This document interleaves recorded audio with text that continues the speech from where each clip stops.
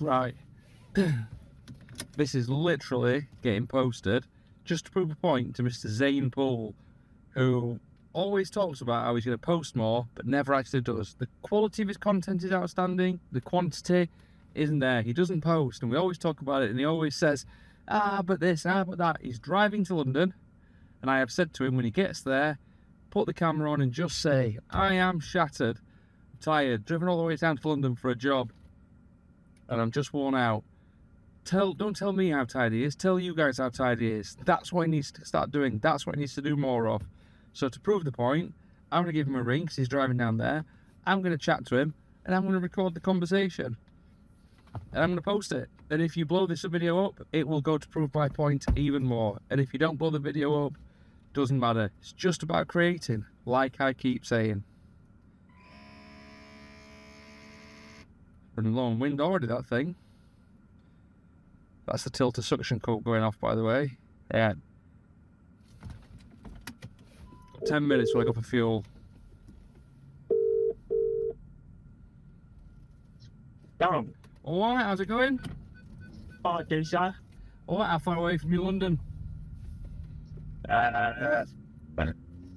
38 minutes. 38 minutes. Ah, well, I've got you for 10 because I just nipped out to post something, and now I've got to get some fuel and grab something for tea. Bit of a late tea tonight. How are you anyway?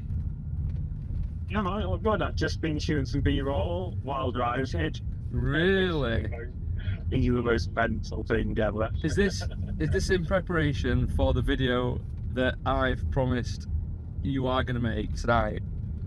The B-roll that I'm currently doing is going to be either for that or the vlog I'm going to make tomorrow for Queens. However, because I need to pull over at services so I can set my suction cup off. Yeah. It's too dark, and I'm going to do a little talking head. Yeah. And I'll waffle on about how tired I am. Yeah. Everyone wants to hear how tired I am. Yeah. I know you think people don't want to hear from you, but people will. And again, it's not people want to hear from you today.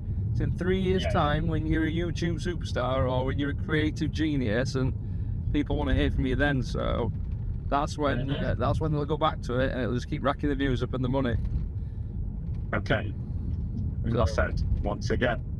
So yeah, I mean, I'll do a bit of waffling. I'll intro what I'm doing, where I'm going now, and then maybe that'll be the intro to the vlog tomorrow. Yeah. Or maybe I'll probably end up shooting an intro tomorrow, arriving at Queens, very Matty boy, Peter McKinnon style, walking over, placing the vlog pod down, Right. with a big huge Queens behind me. So is your vlog pod come now then? Yeah, man, we're rocking with it. Is it good? Yeah, it's a cool. The only thing I can't help but take in, I need to get sharp as A7 turn. I can't see myself in the screen. Yeah. And it's quite heavy on the stock pod. Yeah. So I'm like, I just need to get this ZV-E1. Well, have you also tried? There's an app I downloaded for buying Monitor Plus. Yeah, I've literally just opened it as I was said that they're gonna obviously set up so it's really good because it gives you all your. Because whereas I've got a field monitor and it doesn't give me any of the. Well, I can't see a way for it to give me all of my settings. It shows me the picture, but it doesn't seem to replicate the display on my camera with like your shutter speed, your ISO, your exposure, all that. However, that Monitor Plus for a free app, it gives it you all, tells you everything. And I'm pretty sure, if I remember, I only used it a couple of times, I'm pretty sure you can actually adjust your settings on it as well. You can. So you could. I use the older app. Yeah. So you could run. You could set it up, plug it in, run that monitor onto your knee, and then obviously, well, safe to do so, not driving behind the wheel of a vehicle, pulled over in a lay-by, complete the engine off, not messing. Adjust it on the app, rather than having to take the camera down and mess about with it. So that might work. Yeah. That Monitor Plus app, I think, is pretty decent. But the biggest difference to me is when I shot in my car in the S3, I just flip the screen out, I like frame it, I like start recording. Yeah. With the A7 III, it's connected to my phone, splashed it back.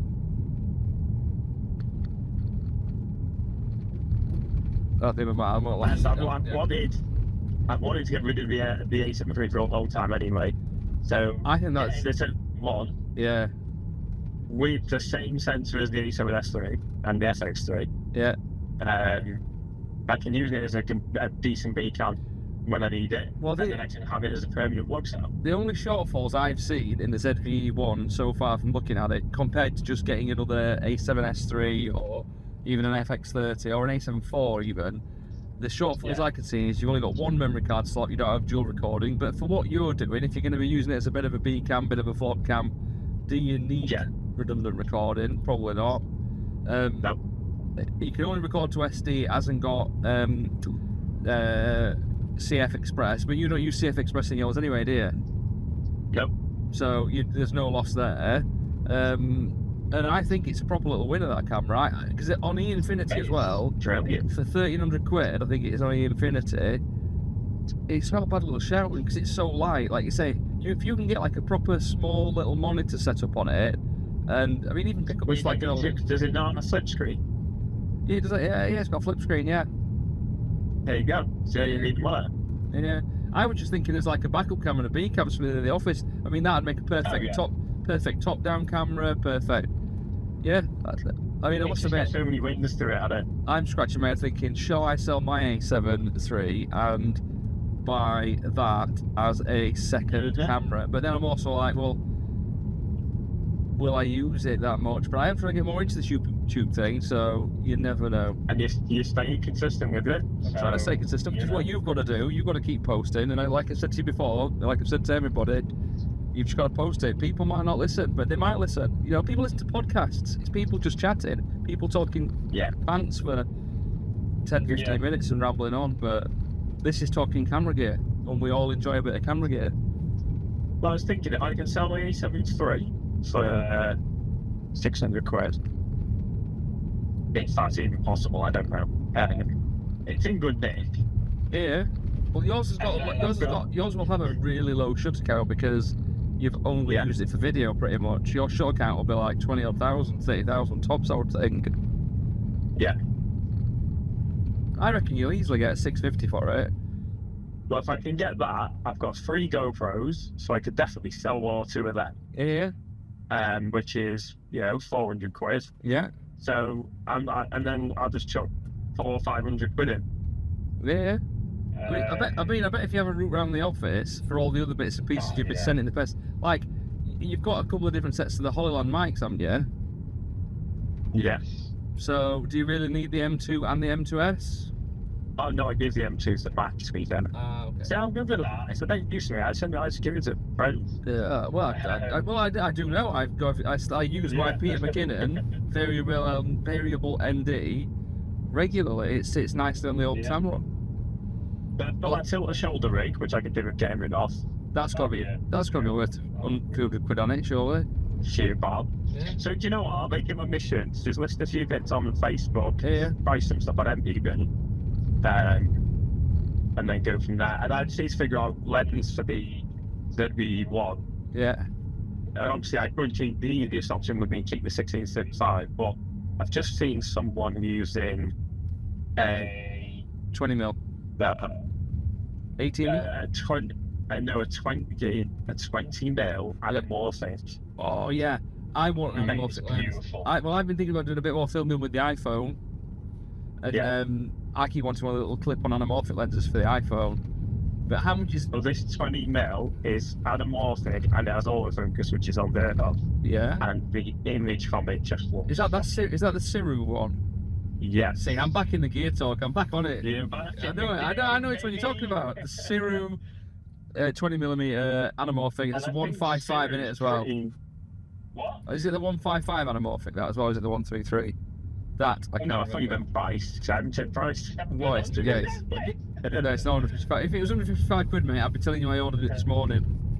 But I can't imagine it being crazy expensive because Subaru is pretty well priced. Yeah. It's a 20 mil, so you ain't got the gubbins in there. So I'd like to think it'd be a decent price. I think 400, 500 quid or something. Interesting. I could be very wrong. Or I love that lower 10 mil. So you love that lower 10 mil. I think 10 mil though, I think if you were going to be using it for a bit of vlogging, you're gonna look like you've got a right nose on you with that. Do you know what I mean? By the time it's blown, too high. yeah. By the time it's like curved your face out with that kind of wide angle look, I think. Because I was thinking, I like a nice sharp prime lens. Also, they're a lot lighter, a lot smaller. If you're gonna go ZV-E1, it's all about the size. Do you want to strap a big 16-35 on the front? Now, I think there's a time and place for it, but I also think just a little. You almost like an old school pancake lens, like a little 2.8, either 18mm or 20mm, something like that. That's what I need. I need something really small. Because that 16-35 is very front heavy on. Even frame. It's a brilliant lens. ZV-E1. It's a proper brilliant lens with stabilization and everything, but it is heavy. And if you're going to go ZV-E1 for this, I mean, I must admit, I keep looking at the ZV-1, the little pocket one, because I can put it in my pocket, take it out, take it to the zoo with the kids, and take photos and all that kind of thing. But I keep coming back to the ZV-E1 because I don't get 120 4K. That said, I don't use 128 4K, but again, it's that gear tracker. I need it. You're going for a full frame over on the ZV-1. It's got 16 levels. And it's APS-C. So you're not gonna have any sort of decent depth. And then again, you got a fixed zoom lens like that. I'll just drive you insane. So then it's either ZV-E10, ZV-10 or ZV-E1. Then that's an APS-C versus a full frame. And the price, ZV-E1. the price is the ZV-E1, the ZV like 10, it's no cheaper than the ZV-1, the ZV-E1. So it's like, why get the APS-C version when you can have the full frame version with the 4K 120, the A7S III FX30 gubbins inside? I think it's even got the newer processor on it. I think it's not even slightly better in that department. Autofocus on it, so it's got like the better AI in it. It's just a no-brainer. The quality of that for the price are the same. I can see me selling the A7 III soon at some point. Because that's the thing, is the A7 III doesn't get used because I already struggle with like color grading and all that stuff that you don't really need to bother with, in the grand scheme of things. But when I then factor in the fact that, well, if I film it on the A7 III, it's going to be an HLG. It's not going to be S-Log. And then how do I match those two up and make it look smooth? Does anyone even care? Do I need to? Well, the thing to me, the amount of shots I misfocused on in that vlog I did to the Wales trip, I had to cut a fair few because the lenses would not focus on my face when I was walking and talking. Really? The autofocus on the A7 III with that 16-35, I don't know if it's just not calibrated or something, is actually dog water. Really? Dog water. So yeah, to me, there's nothing useful about this A7 III at the moment. I don't use it for photos. I struggle to use it for blogging because I've got stuff on screen. It misses focus. It's there's no 10-bit on there because I do like to grade my stuff. So yeah, it needs to go, but it's just getting around to bloody doing it. Yeah, you get there, I reckon. Yeah. And I think I'll do it as well because I really like looking at that ZV-E1. I just think, that could be like a proper. I mean, it depends how well the YouTube stuff gets going. If I can stay consistent with it, I might treat myself to that in a couple of months' time. Do you know what I mean? That might be my treat, my reward to myself once I get monetized, once I get to 1,000 subs and 4,000 watch hours and all that nonsense. I might treat myself to a ZV-E1. But you're not going to wait that long. I'm getting better. I want this tomorrow. I am getting better at waiting for stuff. Do you know what I mean? I am. Yeah. I am. My AirPods have started really rattling in the left ear, and I'm like, I need some more. But I'm gonna wait. I'm gonna wait until I literally can't stand it anymore, and then I'll buy a pair. So yeah. I wonder what the ZV-E1s are going for, like refurbed on MPV. They're about 400 quid. I've looked. 14. Yeah, they're cheap. Same as everything on. I think when you look at the grey market and E-Infinity, it's almost always the same price as you can get like a very good condition item on MPV for. And to be fair, yes, there's the question mark around the warranty. And when it comes, if you try and trade a grey market item into MPV, they can be a bit funny because I did it before. They won't give you money for it. They'll only give you vouchers. They can be a little bit. So my A7 is I'd have to sell it Facebook, wouldn't I? Potentially, yeah, they might only give you vouchers for it, yeah, because you got that off the Infinity. Potentially, I mean that was a few years ago. It was, I can't remember what it was I sold. It was I think it might have been my, I think it was my my Canon. What did we have? What did we have there? Those Canon 200Ds. Yeah, it was my 200D because it was a great import. They'd only give me credit for it. They wouldn't give me a worst case, if they did do that, I could be like, all right, cool. Then I'll just get a resent the dealer. Yeah, you could do, yeah. You could do. I mean, at the minute they seem changed. Yeah, do it. Yeah, get a line. I'm gonna get a price, and then do some digging. Yeah. Get a price, do it online, and give me the 2 minute, 3 minute. Just you're at the hotel room. I've driven down, tired. Just get it posted. No grading, no colour. Do it on the phone, and get it done.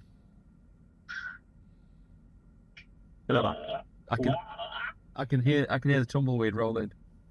So, right, cool. I've just pulled up outside the shop, sir. So I'm gonna nip in. I'm gonna get some bits and pieces for tea at. Yes, it's 8:30. I'm gonna get some bits and pieces for tea.